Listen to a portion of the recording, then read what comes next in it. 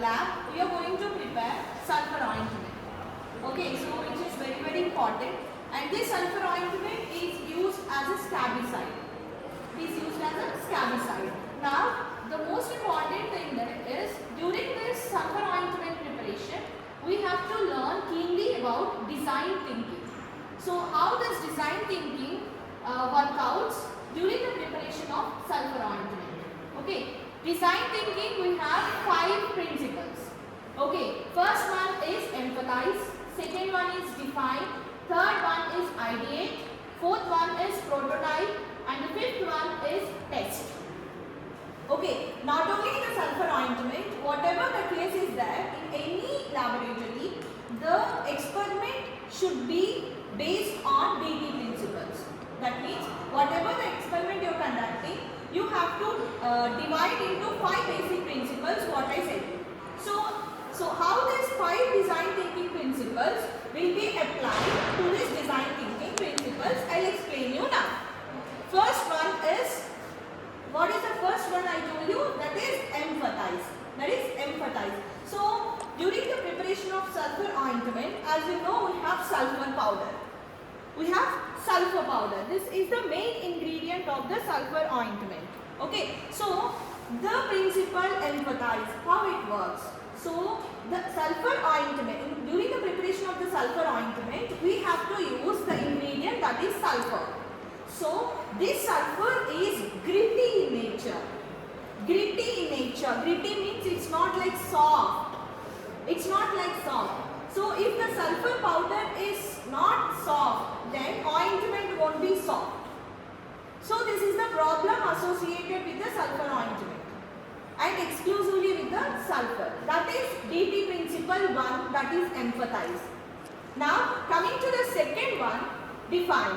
So now how you define the problem? How you define the problem that sulphur is having a gritty nature and the ointment is not uniform and it's not smooth and it's not consistency. So you have defined the problem. Now you have to find out the solution for the problem. So that solution should be in the third principle, that is ideate. So now to avoid this problem, what is the ideology we have to incorporate? First one, while preparing you have to use a porcelain dish. Okay, and for mixing you have to use the glass rod. Okay, before that the sulphur powder you have to take into this mortar and pestle. So after taking the sulphur powder, you have to take the sulphur into it and you have to use the pestle and you have to mix it. So that what are the lumps are having in the sulphur, they get break and it forms like a uniform powder. It forms like a uniform powder. That is the ideology. Okay. Now what is the fourth one I told? It's a prototype. So after using this mortar and pestle, you have to use the porcelain dish and you put the sulphur in this and you melt it. Okay, that forms you sulphur ointment. That is prototype. Now final principle is testing. Now you prepared a sulphur ointment. Now you have to test the sulphur ointment whether it is having uniformity, whether it is having smoothness, whether it is having consistency. So guys, the thing is the DT in the sulphur ointment, the DT principles plays very important role, and the sulphur ointment which you are going to prepare should be uniform, should be having uniform consistency, should be smooth.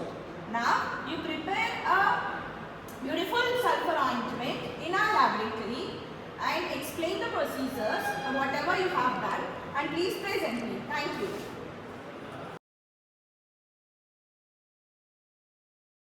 Today we are making sulphur ointment. We have all the required ingredients. So we are going to add it in this porcelain dish. Whole fat 0.5 gram. 0.5 gram. And next white soft paraffin 8.5 gram.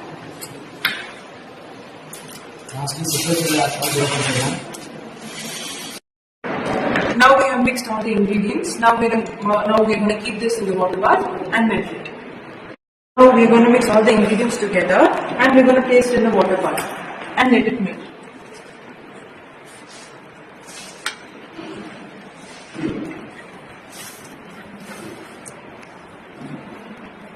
We have added 0.5 grams of sulfur and now we're going to pour this into the mortar and pestle. Prepare 10 grams of sulphur ointment. Now and we have packed it in a cell seal cover. Thank you.